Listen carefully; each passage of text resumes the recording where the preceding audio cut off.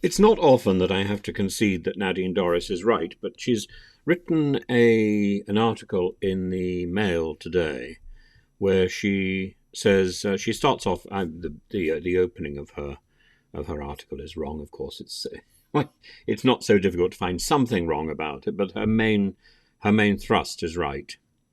She starts off by saying, if Keir Starmer wants to swing the polls decisively to Labour's side, then one thing would surely do it, a quick and unequivocal announcement that he would scrap HS2 the instant he became Prime Minister.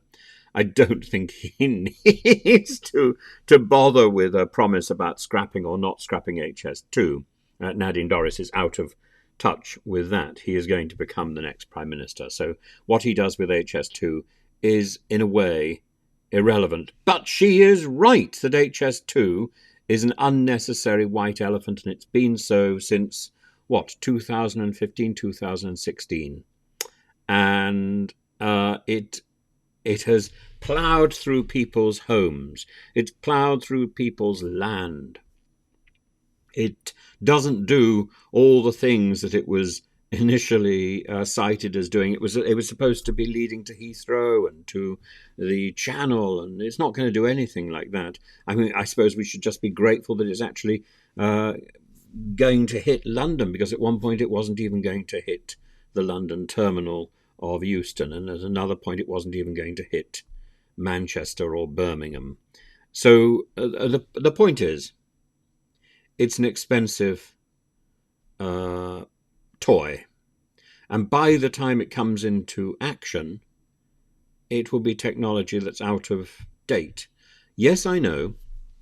In the process of building it, our technicians have been brilliant at looking at ways to use metal which is going to warm up and fuse and make sure we don't get the dump, dump, dump, dump, which we get with ordinary trains. We won't get that on HS2. It will be a smooth noise. But for what?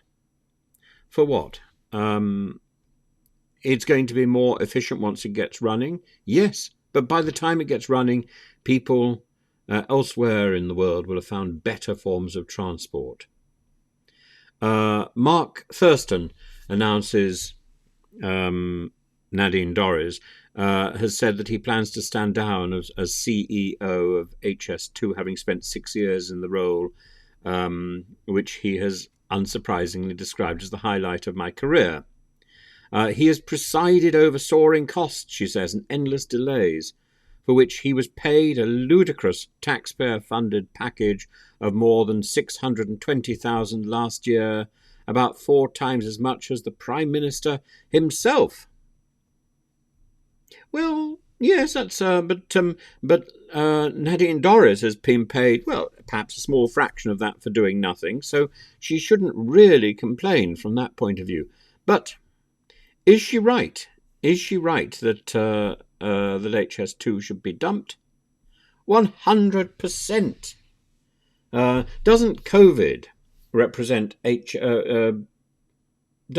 render HS2 obsolete? Yes, it does, because people realized there were other ways to communicate than by actually having a meeting in the room and by getting somebody all the way from Manchester to London. And since then, we've found that our railways don't work anyway. And we found a way around that. Zoom. Again, Zoom is answering all our problems. And the longer we experience the inefficiency and the unreliability of the railways, the more HS2 is a nonsense. If the railways were a working concern and functioned reliably, then HS2, there might be some argument for HS2.